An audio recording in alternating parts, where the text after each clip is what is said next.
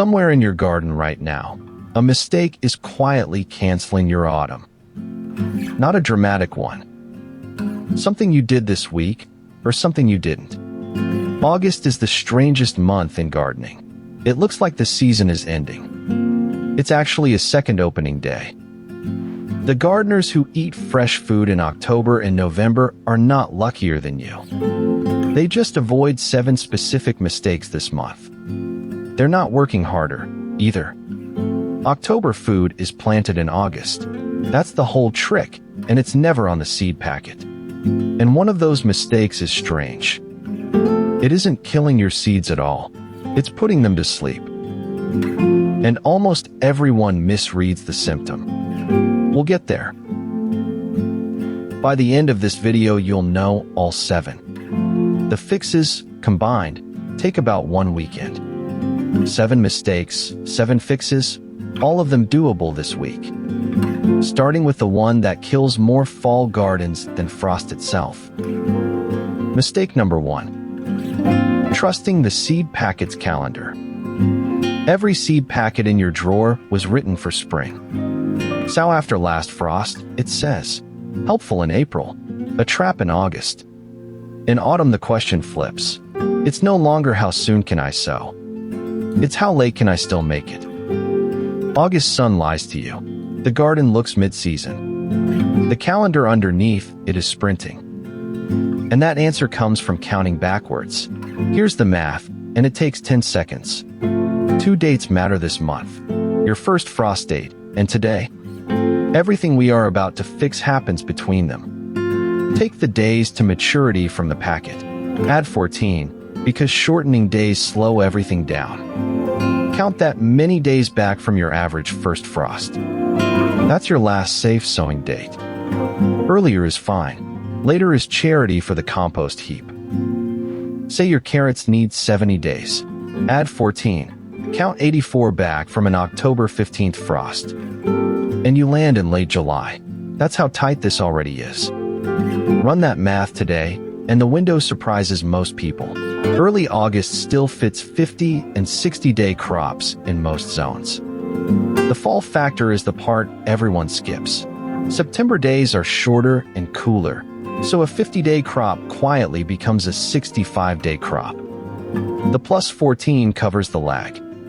By the end of the month, you're down to the 30-day sprinters.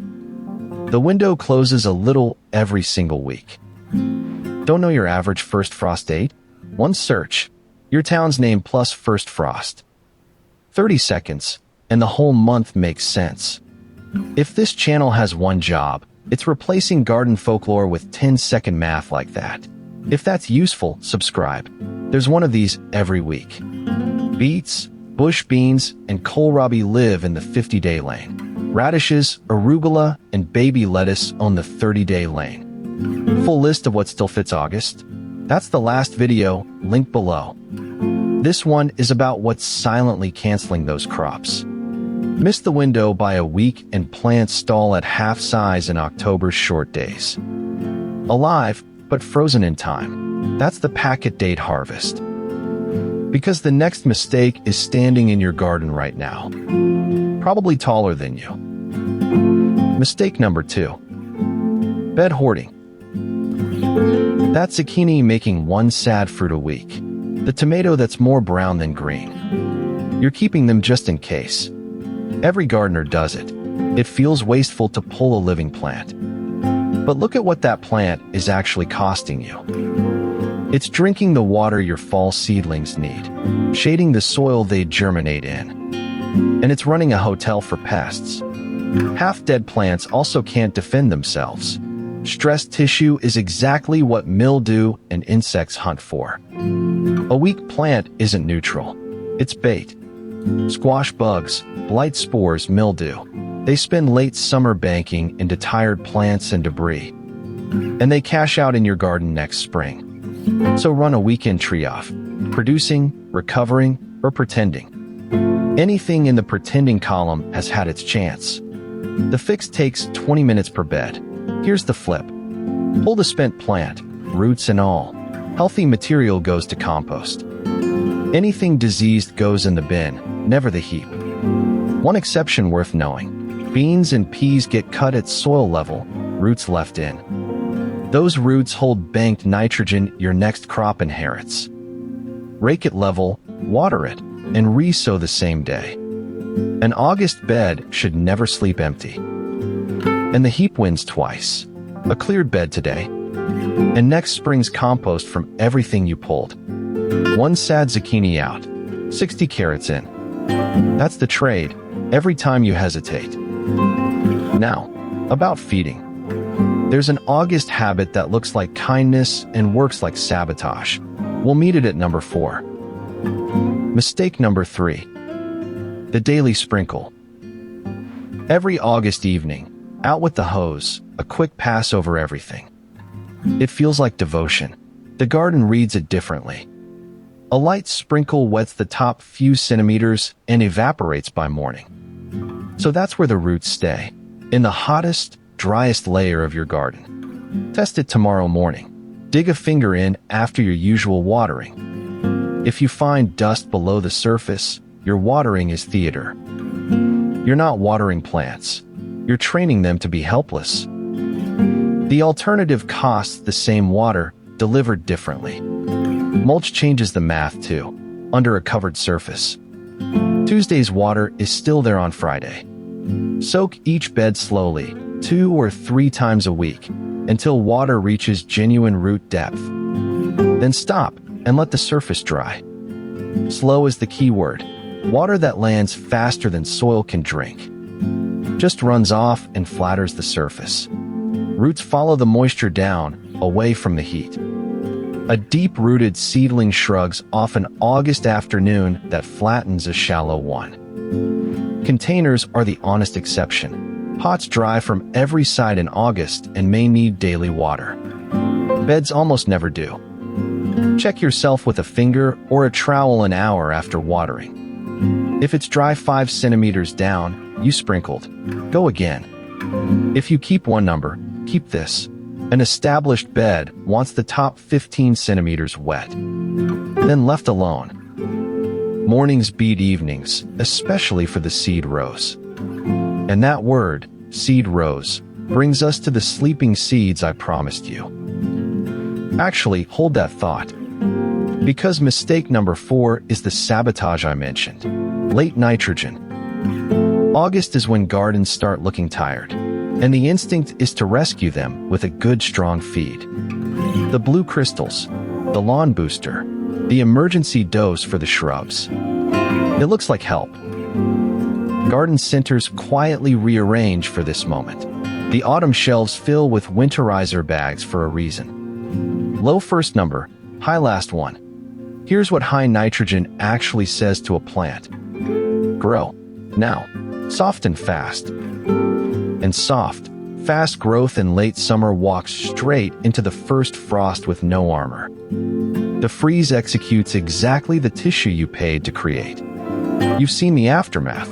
A hedge fed in early autumn, black and limp after the first hard night. That wasn't winter being cruel. That was timing. The rule is simple. High nitrogen stops 6 to 8 weeks before your average first frost. For a lot of zones, that cutoff is this month. Perennials, shrubs, and lawns need the discipline most. They should be hardening now, not sprinting. The cruel part is the gap. The damage is invisible in August and undeniable in October. So nobody ever connects the two. Your fast fall vegetables are the exception. They live their whole life before frost, so feed them at sowing and let them run. Nitrogen is the first number on the bag. August wants it low, and the last number, potassium, high. Potassium is the hardening mineral. If you want to give the rest of the garden something in August, give it compost or one of the slow amendments we've covered before. Food for the soil, not steroids for the plant. Tomatoes and peppers still fruiting are fine with a gentle feed. It's the woody and perennial things that need the discipline. Right. Now the sleeping seeds. One more tell. Lush leaves and no fruit in September is the nitrogen signature. The plant shows leaves because you paid it to. Mistake number 5. Sowing cool season seed into hot soil. That lettuce row you sowed last week, the one that never came up. The seed isn't dead. It's asleep, and it chose to be. Lettuce, spinach, and their cool season cousins carry a built-in safety switch. When soil passes roughly 27 degrees, about 80 Fahrenheit, a hormone pauses germination. Botanists call it thermoinhibition. The seed is betting that a cooler, safer week is coming. And it would rather wait than sprout into lethal heat. And it's soil temperature, not air. Air cools fast in September. Soil holds its August heat for weeks longer. Measure the soil. The seed is smarter than the seed packet. Your job is just to change its weather report. Spinach is even stricter than lettuce. One hot week can put a whole sowing to sleep. And the seed packet gets the blame. 3 ways to do that, all free. 1. Sow on the shaded north side of taller crops, where soil runs several degrees cooler. 2. Water the seed row cold in the evening, so it spends the night below the wake-up line. 3. The strongest. Soak the seed for 16 hours, then give it a night in the fridge. It germinates convinced that spring just happened.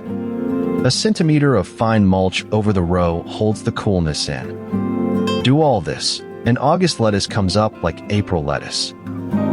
The zero-effort version. A board or damp burlap laid over the row until sprouts show. Shade and moisture in one move. Lift it daily to check. 2 mistakes left. And the next one costs you years, not weeks. And sow small, twice a week, instead of one big row. In August, the calendar rewards many small bets over one big one. You can verify all of this against your own records. The packet that failed in July germinates perfectly in September. Same seed, different weather report. Mistake number 6. Letting August weeds finish their story. By late summer, weeding fatigue is real. The pigweed by the fence gets a pass. It's just one plant. Old growers had a proverb about that plant. 1 year's seeding, 7 years weeding. And the proverb undersells it. A single mature weed can drop tens of thousands of seeds. Those seeds don't sprout at once. They bank. A reserve in your soil, cashing out a little every season for years. That's why a new garden on old farmland fights weeds for years. The previous owner's August walks, or the lack of them, are still in the soil. So August weeding isn't about this year's tidiness. It's about how much weeding your next 5 summers contain. August weeds also hide inside crops. The pigweed in the tomato cage. The bindweed threading through the beans. Check the camouflage spots first. The good news. This is the one mistake fixed by a lazy walk. 10 minutes, once a week, only targeting weeds with flowers or seed heads. Ignore the babies. They're not going anywhere this season. Decapitate the ones about to publish. Catch one before the flower opens, and you've erased thousands of future weeds in a single snip. No other 10 minutes in gardening pays that rate. Last mistake. And it's the one that ties this whole channel together. Already gone to seed? Bin it gently, seed heads first, and not in the compost. Home heaps rarely run hot enough to kill them. Mistake number 7. Leaving harvested beds bare. The onions come out, the garlic comes out, and the bed just sits there. Brown, flat, empty. It looks tidy. It's actually bleeding. Bare August soil bakes. Moisture leaves by the liter, surface temperature soars past anything roots enjoy. And the weed bank we just discussed gets perfect conditions. There's a reason nature never leaves ground bare. Watch any abandoned lot. Something covers it within weeks. Bare soil is a wound, and weeds are the scab. And the life underneath, the microbes and fungi that run the whole operation, goes hungry with no roots to trade with. Covered soil runs a different economy entirely. Push a thermometer into bare soil and mulch soil on the same afternoon. The gap will convince you faster than I can. 2 ways to cover. If the bed is getting fall crops, mulch it now and sow through the mulch. If it's done for the year, sow a fast cover crop and let it winter over. Living roots keep the underground economy fed until spring. Crimson clover, field peas, oats. Sown in August, they blanket a bed in 3 weeks and hand nitrogen back when they die down. Either way, the rule is the same. In August, soil should never see the sun. Even a thick layer of autumn leaves counts. Free, local. And the worms will file it into the soil by spring. A bag of leaves from a neighbor's curb is a soil amendment wearing a disguise. And if you want to give those covered beds a head start for next year, the 7 soil amendments video is linked at the end. That's where this channel started. So here's your August, week by week. Simpler than it sounds. Early August, run the frost math, flip the spent beds, sow the 50-day crops. Mid-August, switch feeding to compost only, settle into the deep watering rhythm, keep sowing through the shade trick. Late August, 30-day sprinters only, mulch every bare centimeter, and walk the weed patrol once a week. Print it, stick it on the shed door. And August mostly runs itself. None of it is hard. It's just the difference between a garden that ends in August and one that feeds you in November. 1 weekend of it now buys you 3 months of harvest on the other side. 7 mistakes. Every one of them reversible this week. So, confession time. Which of these 7 are you guilty of? I know I've done at least 4. And if you need the sowing list itself, the 7 August crops video is linked right after this one. The mistakes and the crops are 2 halves of the same plan. Tell me in the comments, and add your growing zone. Your zone decides what still fits your window this month, and I answer every one. Until next time, let the soil do the work.